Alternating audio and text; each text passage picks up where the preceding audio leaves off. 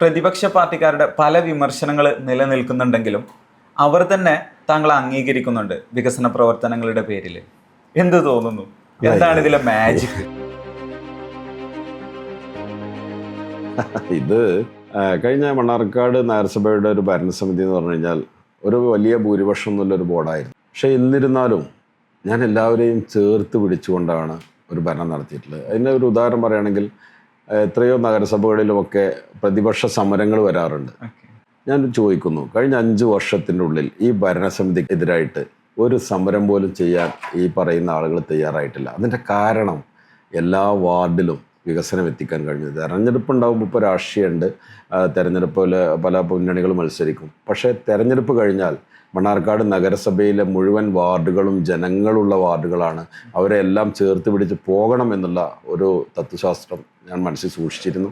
പ്രതിപക്ഷത്തിന് വിമർശിക്കാം, പക്ഷേ യാഥാർത്ഥ്യം മൂടിവെക്കാൻ കഴിയില്ല. ഇതെല്ലാം ജനങ്ങൾ കാണുന്നുണ്ട്, അവർക്ക് അംഗീകരിക്കേണ്ടി വരിക. തീർച്ചയായിട്ടും വികസനം എല്ലാ മേഖലകളിലും എത്തിയിട്ടുണ്ടോ? ചില ഗ്രാമപ്രദേശങ്ങളിൽ ചില വികസനങ്ങൾ എത്താനുണ്ട്. അല്ല, ഞാൻ എല്ലാ വികസനം പൂർത്തിയായി എന്ന് ഞാൻ അവകാശപ്പെട്ടിട്ടില്ല. ഞങ്ങൾ ഇത്രയും വികസന പ്രവർത്തനം നടത്തി, ഇനിയും നമുക്ക് ഈ വികസനം തുടരണം. പല പ്രദേശങ്ങളിലും ഇനിയും റോഡുകൾ ഉണ്ടാവാം. എല്ലാം പൂർത്തിയായി കഴിഞ്ഞാൽ പിന്നെ ഒന്നും ചെയ്യാനില്ലല്ലോ. അപ്പോൾ ഇതെല്ലാം ഘട്ടം ഘട്ടമായി കിട്ടുന്ന ഒരു വികസന പ്രവർത്തനം, ഒരു പദ്ധതി. ഒന്ന്, ആ ഒരു പദ്ധതിയെക്കുറിച്ച് ഒരു ആശയം നമ്മുടെ മനസ്സിൽ വരണം. 2, ആ പദ്ധതി എങ്ങനെ നടപ്പാക്കിയാൽ എത്രമാത്രം ജനങ്ങൾക്ക് ഉപകാരപ്രദമാവുമെന്ന് നമ്മൾ പഠിക്കണം. 2, അതിൻ്റെ സോഴ്സ് ഫണ്ട് കണ്ടെത്തണം. അതുപോലെ തന്നെ അത് കൃത്യമായിക്കൊണ്ട് ഇംപ്ലിമെൻ്റ് ചെയ്യണം. ഇങ്ങനെയൊക്കെ ഒരുപാട് കാര്യങ്ങളുണ്ട്. ഒരു വലിയ വികസന മുന്നേറ്റം നടത്തുമ്പോൾ ചില കാര്യങ്ങൾ എന്തെങ്കിലും അപാകതകൾ സംഭവിച്ചിട്ടുണ്ടാവാം. അത് മാത്രം എടുത്ത് ചൂണ്ടിക്കാണിച്ചുകൊണ്ട് വികസന പ്രവർത്തനം നടത്തിയില്ല എന്നുള്ള ഒരു വിമർശനം കേൾക്കുമ്പോൾ അതൊരു ശരിയായതാണെന്നതിൽ ജനങ്ങൾ പറയട്ടെ. പിന്നെ തീർച്ചയായിട്ടും ചെയ്തത് മതിയായില്ല എന്ന് തോന്നാറുണ്ടോ? ഈ ജനങ്ങൾക്ക് ഇനി എന്തെങ്കിലും ചെയ്യണം എന്ന് കൂടുതൽ? തീർച്ചയായിട്ടും ചെയ്തത് മതിയായിട്ടില്ല. എനിക്ക് മണ്ണാർക്കാട്ടുകാർക്ക് എത്ര വികസനം ചെയ്താലും എത്ര അവരെ സഹായിച്ചാലും അതെല്ലാം ആ ഒരു ഉത്തരവാദിത്തപ്പെട്ട ആ ചെയറിലിരിക്കുമ്പോൾ നമ്മുടെ കടമയാണ്. ജനങ്ങളെ സഹായിക്കാനാണ് ജനങ്ങൾ തിരഞ്ഞെടുക്കപ്പെടുന്നത്. അത് ഉത്തമ ബോധ്യം എനിക്കുണ്ട്. അതുകൊണ്ട് തന്നെയാണ് ഇനിയും ഒരുപാട് കാര്യങ്ങൾ മണ്ണാർക്കാട് ചെയ്യാനുണ്ട്. അടുത്ത 5 വർഷക്കാലം കൊണ്ട് UDF ഇനിയും ജനങ്ങൾ അധികാരത്തിലേറ്റിക്കഴിഞ്ഞാൽ അത് ഓരോന്നോരോന്നായിട്ട് പ്രാവർത്തികമാക്കുമെന്നുള്ള കാര്യത്തിൽ ഒരു സംശയമില്ല. ഭരണത്തിനിടെ ലഭിച്ച ഏറ്റവും വലിയ സന്തോഷം, അതുപോലെ ഭരണത്തിനിടെ നേരിട്ട ഏറ്റവും വലിയ പ്രതിസന്ധി? ഇതിൽ സന്തോഷം എന്ന് പറഞ്ഞു കഴിഞ്ഞാൽ നമ്മൾ നടപ്പാക്കുന്ന ഓരോ പദ്ധതികളും ജനങ്ങളിലേക്ക് എത്തി, ജനങ്ങൾ അത് അംഗീകരിക്കുക, അത് ആസ്വദിക്കുക, അല്ലെങ്കിൽ അതിൻ്റെ ഒരു ആശ്വാസം അവർക്ക് ലഭിക്കുക എന്നുള്ളത് ഏതൊരു ഭരണാധികാരിയെക്കുറിച്ചും അവരെ സംബന്ധിച്ച് അത് വലിയ സന്തോഷമുള്ള കാര്യമായിരിക്കും. എന്നെ സംബന്ധിച്ചിടത്തോളം ഒരു ആത്മസന്തോഷം നമുക്കതിൽ വലിയ രീതിയിൽ, കാരണം നമ്മൾ ആ അധികാരം ഉപയോഗിച്ചുകൊണ്ട് ഒരാളെ ആശ്വസിപ്പിക്കുക അല്ലെങ്കിൽ അയാൾക്കൊരു സഹായം കൊടുക്കുക എന്നുള്ളത് ഒരു ഭരണാധികാരിയെ എന്നെ സംബന്ധിച്ചിടത്തോളം അത് വലിയ സന്തോഷമാണ്. ഏത് പ്രതിസന്ധി ഉണ്ടെങ്കിലും ആ ഒരു പ്രയാസം ഉണ്ടാവുമ്പോഴാണ് ഒരു അടിസ്ഥാന തത്വം സ്വന്തം ചെയ്യാൻ കഴിയാത്ത, അല്ലെങ്കിൽ ഒരാൾ നമ്മളെ സമീപിക്കുമ്പോൾ അയാൾക്കൊരു സഹായം നമ്മളിൽ നിന്ന് ലഭിക്കാൻ വേണ്ടിയാണ് അദ്ദേഹം വരുന്നത് എന്നുള്ളൊരു ബോധ്യം നമുക്കുണ്ടെങ്കിൽ തീർച്ചയായിട്ടും നമുക്കത് ചെയ്തു കൊടുക്കണം. അപ്പോൾ പ്രതിസന്ധി ഏതാ ഭരണത്തിനിടെ നേരിട്ട് ഏറ്റവും വലിയ? ഇത് ഒരുപാട് പ്രയാസങ്ങൾ ഉണ്ടായിട്ടുണ്ട്. കാരണം ഇപ്പോൾ സർക്കാരിൻ്റെ ഭാഗത്ത് നിന്ന് തന്നെ തന്ന ഫണ്ടുകൾ പിൻവലിക്കുക. നമ്മൾ ഗ്രാമസഭയിലൊക്കെ പറഞ്ഞ് പിന്നെ ആളുകളോട് പറഞ്ഞ് ഇത്ര ഫണ്ട് നമുക്കുണ്ട്, ഇന്ന രീതിയിലൊക്കെ നമുക്ക് ഉപയോഗിക്കാമെന്ന് പറഞ്ഞ് അവരിൽ നിന്ന് എടുത്തു വന്ന് പിന്നെ സർക്കാർ ഒരു ഉത്തരവിലൂടെ അങ്ങനെ പിൻവലിച്ച പ്രതിസന്ധി ഉണ്ടായിട്ടുണ്ട്. നമ്മുടെ ജനങ്ങൾക്ക് കൊടുത്ത വാക്ക് മേലധികാരികൾ തടയുന്ന ഒരു, നമ്മൾ ഓരോ പദ്ധതിയിൽ ഉപയോഗിക്കുന്ന സർക്കാർ നമുക്ക് അലോട്ട് ചെയ്ത ഫണ്ടുകൾ, അതുപോലെ നമ്മുടെ ഓൺ ഫണ്ട്, ഇങ്ങനെയുള്ള ഓരോ സോഴ്സുകളുണ്ട്. ആ സോഴ്സിനനുസരിച്ചുകൊണ്ടാണ് ഓരോ മേഖലയിലും പദ്ധതി ആവിഷ്കരിക്കുക. ഈ പദ്ധതി ആവിഷ്കരിച്ച് നമ്മൾ മുന്നോട്ട് പോകുന്ന സമയത്താണ് ഒരു സുപ്രഭാതത്തിൽ ഇത്രയും മെയിൻ്റനൻസ് ഗ്രാൻറ്റിൽ നിന്നോ അല്ലെങ്കിൽ മറ്റുള്ള ഫണ്ടിൽ നിന്നൊക്കെ പിൻവലിച്ചു എന്ന് പറയുന്നത്. അപ്പോൾ അങ്ങനെ ഒരു വർഷത്തെ ഫണ്ട് പോലും നമുക്ക് ലോസായിട്ടുണ്ട്. കാരണം ആ ബില്ലുകളൊക്കെ ഇപ്പോൾ 2024 സർക്കാർ ട്രഷറി ബാനാക്കിയ സമയത്ത് ബില്ലുകൾ പാസ്സായില്ല.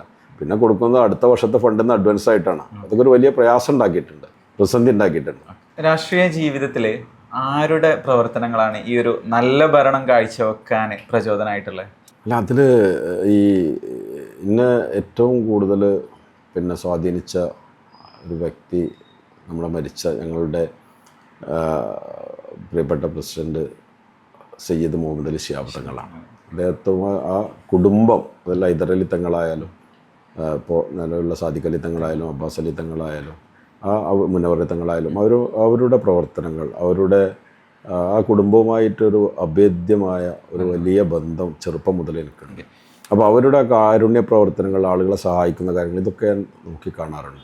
അപ്പം തന്നെ CH മുഹമ്മദ് കോയ സാഹിബ് നടത്തിയ പ്രവർത്തനങ്ങൾ, അതുപോലെ തന്നെ മറ്റ് രാഷ്ട്രീയ പ്രവർത്തനങ്ങൾ എല്ലാവരെയും ഒരുമിച്ച് കൊണ്ടുപോകാൻ ഞങ്ങളുടെ ലീഡർ PK കുഞ്ഞാലിക്കുട്ടി സാഹിബിൻ്റെ ആ ഒരു ബുദ്ധി വൈഭവവും ആ ഒരു ഇടപെടലൊക്കെ നോക്കി കണ്ടുകൊണ്ട് പിന്നെ നമ്മുടെ മണ്ണാർക്കാട്ടേക്ക് വന്നാൽ 95 എന്നെ ജനപ്രതിനിധിയായി പഞ്ചായത്ത് മെമ്പറായി വന്ന് ഞങ്ങളിൽ നിന്ന് മരണപ്പെട്ടു പോയ മുൻ പഞ്ചായത്ത് പ്രസിഡന്റ് MP വാപ്പു ഹാജി, അദ്ദേഹത്തിൻ്റെ ഒരു ശിക്ഷണത്തിലും അദ്ദേഹത്തിൻ്റെ കൂടെ പ്രവർത്തിച്ചുകൊണ്ട് അദ്ദേഹമാണ് എന്നെ കൈപ്പിടിച്ച് മണ്ണാർക്കാട് രാഷ്ട്രീയത്തിലേക്ക് ഉയർത്തിക്കൊണ്ടുവന്നത്.